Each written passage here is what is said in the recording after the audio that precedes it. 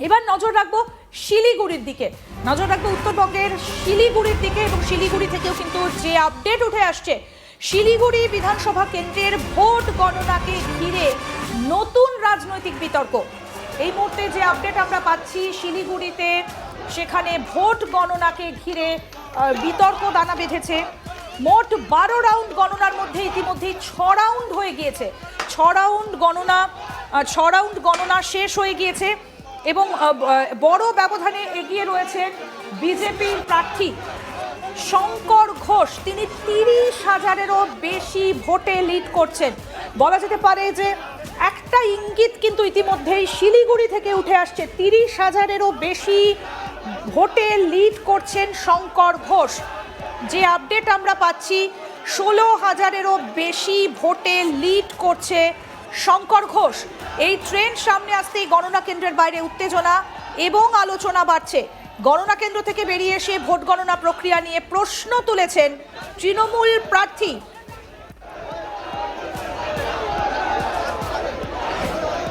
কি বলেছেন তৃণমূলের প্রার্থী গৌতম দেব, শুনবো। কাউন্টিং হচ্ছে এখন, তো এই মুহূর্তে আমার বলার কিছু নেই। রেজাল্ট ভালো হয়নি। পোস্টাল ব্যালট আপনারা জানেন 4-5টা বাক্স খোলা ছিল। আমরা প্রোটেস্ট দিয়েছি বিভিন্ন জায়গায়, বুথগুলো পর্যালোচনা করব। আমি এই মুহূর্তে কিছু বলছি না, কাউন্টিং হল থেকে বেরিয়েছি, তো এখন একটু চা খেয়ে আবার যাবো, সেই জন্য আমি কিছু বলে নাই। আমি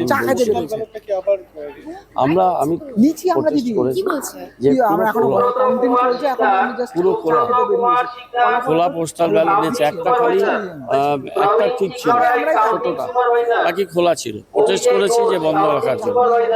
হ্যাঁ, ওরা যে ঢুকিয়ে দেয়নি তার তো কোনো ইয়ত্তা নেই। অনেকগুলো বুথে আছে, একই রেজাল্ট আছে, সেম রেজাল্ট আছে। 5টা না 6-7টা রাউন্ড হয়ে গেছে। অ্যাবনর্মাল রেজাল্ট এবারে কিন্তু ডিটেল বলছেন। ডেফিনেটলি বুথের অ্যানালিসিস করলেই বোঝা যাবে যে একটা নাম্বারই আশেপাশে ঘোরাফেরা করছে।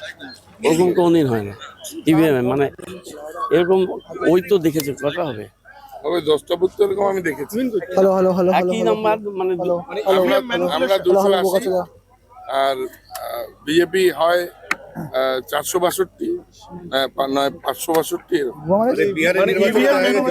ওই 272 বেশি উঠছে।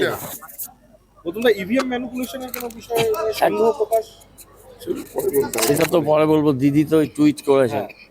আমার ফলাফলটা স্বাভাবিক লাগছে না, এটুকুন বলতে পারি।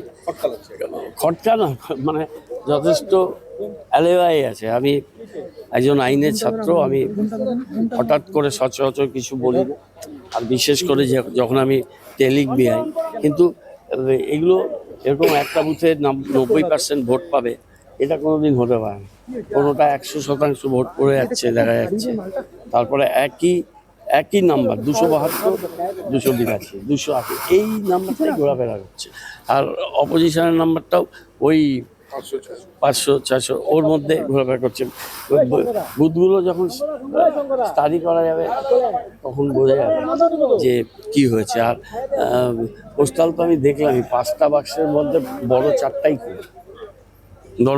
খোলা। কি স্যানিটি থাকলো ভেতরে? সিল করা কাগজ, ওগুলো যে আরেকটা সেট করে ঢুকিয়ে দেয়নি, তা কে বলবে? সবার সামনে তো সিল হবে না, সিলই নাই। আর ইয়েগুলো বাক্সগুলো দুমড়ানো, প্রত্যেকটা বাক্স দুমড়ানো। অর্থাৎ যে অভিযোগ করছেন গৌতম দেব, তার বক্তব্য আমরা শুনলাম। তিনি বলছেন যে একটা করে ইভিএম খুলছে, দেখা যাচ্ছে 90% ভোট বিজেপির পক্ষে যাচ্ছে, এটা স্বাভাবিক নয়। মানে কোথাও গিয়ে ফলাফল যেটা হচ্ছে, সেই ফলাফলে যে তৃণমূল কংগ্রেস খুশি নয়, এটা তার বক্তব্য। আমি আর কে শ্রীবাস্তব স্যার, আপনার কাছ থেকে একটুখানি এটা জানবো যে কোনো না কোনো সময় তো আমরা তো ইতিহাসের পাতা যদি উল্টাই, আমরা দেখি মোগল সাম্রাজ্যেরও একদিন পতন হয়েছিল, এই বাম দুর্গেরও একদিন পতন হয়েছিল। নেতারা হয়তো মানতে চান না পরিবর্তনটা হওয়ার, কিন্তু হচ্ছে। মানে তার দিকে ফলাফল যাচ্ছে না বলেই কি এই অভিযোগগুলো উঠছে?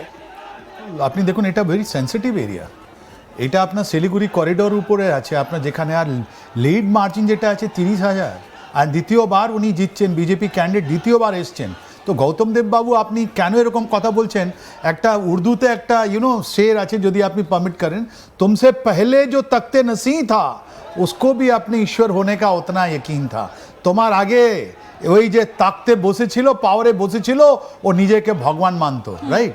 ওরা কিন্তু ভগবান নয়, এটা পতন হবে। আপনি দেখুন, এটা ফার্স্ট ফেজের এটা ইলেকশন, যেখানে আপনি কথাটা বলছেন, যেখানে 152 সিটস কথা হয়েছিল, আর এখানে স্ট্রাইক রেট আপনি যদি দেখবেন, আপনার কুচবিহার থেকে, নিউ আলিপুর থেকে, জলপাইগুড়ি থেকে, দার্জিলিং থেকে, north and south Dinajpur, Malda নিয়ে পর্যন্ত আপনি দেখবেন এই 152 সিট থেকে স্ট্রাইক রেট যেটা আছে আপনার বিজেপি, যেটা ওটা 101 পর্যন্ত যাবে, নাম্বার ওয়ান। কেন যে ওটা একটা ট্রাইবাল এরিয়া আছে ওখানে যেরকম, ওটা কলকাতা নয়, তাই জন্য আপনি দেখবেন এই প্রিপারেশনটা আপনার যেটা আছে, এই সংগঠন যেটা তৈরি করেছে এরা অনেক দিন আগে, আপনি অনেক মাসে আগে আপনি শুনেছিলেন, আর ওর মধ্যে আমাদের মুখ্যমন্ত্রীও কথা বললেন কি না এদের একটা প্ল্যান আছে যে আপনার নর্থ বেঙ্গল অ্যান্ড সাউথ বেঙ্গলকে ডিভাইড করে দেবে, রাইট? ওরকম কিছু ছিল না। মানুষের behaviour in the north Bengal যেটা আছে, ওদের খান পান, ওদের আয়ের ব্যাপার, সব জিনিসগুলো আমাদের থেকে একটু ভিন্ন আছে। তাই জন্য ওরা যে অ্যানালিসিস করেছে, আর ওই অ্যানালিসিসের মধ্যে দেখুন 152 সিটস আপনি দেখবেন স্ট্রাইক রেট হবে 101 থেকে বেশি। উদয়ন গুহ, যার পরিবার ওখান থেকে কুচবিহার থেকে কোনোদিন ইলেকশন হারেনি, আপনি দেখবেন উনিও আজকে ট্রেল করছেন, রাইট? নিশীথ পারমানিক থেকে আপনি নিয়ে এই আলিপুরদুয়ার যতগুলো, শীতলকুচি, এসব মনে আছে তো? এখন ওখানে যে মানুষের ইকোনমি আছে, যেভাবে কাজ করেছে ওখানে এদের এনজিওগুলো, যেটা বনবাসী কল্যাণ যোজনা আমরা বলি, ওখানে মানুষের গিয়ে কাছে কাছে গিয়ে ওদের স্কুল, ওদের শিক্ষা, ওদের স্বাস্থ্য নিয়ে মাইক্রো লেভেল যেরকম কাজ করেছে, এইটা মানে অনুকরণীয়। বিকজ আপনি দেখবেন যারা পাওয়ারে ছিল না, আপডেটটা নিয়ে নি, শিলিগুড়ির একটু আপডেটটা নিয়ে নি। পার্থ আমাদের প্রতিনিধি সরাসরি রয়েছেন। পার্থ, করাউন্ড গণনা এখনো বাকি আছে, কারণ শঙ্কর ঘোষ তিনি বিশাল লিড করছেন, গৌতম দেব পিছিয়ে গিয়েছে। একই সঙ্গে জানতে চাইবো যে গৌতম দেব তিনি একটা অভিযোগ করেছেন কাউন্টিং নিয়ে, মানে তার অভিযোগের কারণটা কি? একদমই, দেখো এখনো পর্যন্ত শিলিগুড়ি বিধানসভার ক্ষেত্রে কিন্তু সর্বসাকুল্যে 12 রাউন্ড গণনা হয়, যার মধ্যে কিন্তু ইতিমধ্যেই 10 রাউন্ড গণনা সম্পন্ন হয়েছে, এবং সর্বশেষ আপডেট পর্যন্ত 10 রাউন্ড গণনা যখন শেষ হচ্ছে, শঙ্কর ঘোষ প্রায় 40,000-এর অধিক ভোটে এখনো অব্দি লিড নিয়েছে, যেখানে কিন্তু তৃণমূল অনেক দূরে অবস্থান করছে। সেই জায়গায় দাঁড়িয়ে 10 রাউন্ড গণনার আগেই 7-8 রাউন্ড গণনা চলাকালীন যে তৃণমূল প্রার্থী রয়েছেন গৌতম দেব, তিনি গণনা কেন্দ্র থেকে খানিকটা বাইরে আছেন, এবং সাংবাদিকদের মুখোমুখি হয়ে সমস্ত যে নির্বাচনী কাউন্টিং এর যে প্রক্রিয়া রয়েছে সেটা নিয়ে কিন্তু তিনি সন্দেহ প্রকাশ করেন। তার বক্তব্য, যখনই কোনো ইভিএম খোলা হচ্ছে, তখনই বিজেপির আগের যে ইভিএম এর যে নাম্বার ছিল, বা ধরো 700 ভোট, 900 ভোট, সেই একই নাম্বার আশেপাশে ঘোরাফেরা করছে। এই বিষয় নিয়ে তিনি ইভিএম এর এবং নির্বাচনী যে গণনার যে প্রক্রিয়া রয়েছে সেটা নিয়ে কিন্তু তিনি খানিকটা সন্দেহ প্রকাশ করেন, এবং সর্বপ্রথম সকালে যখন ব্যালট গণনা হয়, তখনই কিন্তু ব্যালটের যে ট্রাঙ্ক গুলো রয়েছে, সেখানে একটি ট্রাঙ্কে একটি তালা কম ছিল, এবং সেটা নিয়ে তিনি রীতিমতো অপোজ করেন, যার জন্য কিন্তু সেই ব্যালট প্রক্রিয়ার যে প্রসেস, যে গোনা, সেটা কিন্তু এখনো হয়নি। পরবর্তীতে সেই ব্যালট আদৌ গোনা হবে কিনা তা নিয়ে এখনো সন্দেহ রয়েছে। তবে সব মিলিয়ে এই মুহূর্তে শঙ্কর ঘোষের ক্ষেত্রে বিগত নির্বাচনেও, বিধানসভা নির্বাচনে তিনি যেমন সম্প্রতি সেই সময় তৎকালীন বাম ছেড়ে অশোক ভট্টাচার্যকে পরাস্ত করেছিলেন, ঠিক এইবার তার প্রতিপক্ষ হিসাবে কিন্তু গৌতম দেব দাঁড়িয়েছিলেন। তিনিও কিন্তু একজন অন্যতম ফিগার রাজনীতির, তাকেও কিন্তু রীতিমতো পরাস্ত হতে হচ্ছে। খুব স্বাভাবিকভাবে বোঝা যায় 12 রাউন্ড যেখানে গণনা, সেখানে যখন 10 রাউন্ডেই প্রায় 40,000 ভোটের ব্যবধান রয়েছে, আর 2 রাউন্ড সেই ব্যবধান কোনো প্রকারেই আর মেকআপ করা সম্ভব নয়। সেই জায়গায় দাঁড়িয়ে আবার এই শিলিগুড়ি বিধানসভা যে একেবারে বিজেপির কাছে কুক্ষিগত হলো, তা নিয়ে কিন্তু আর কোনো সন্দেহ থাকছে না।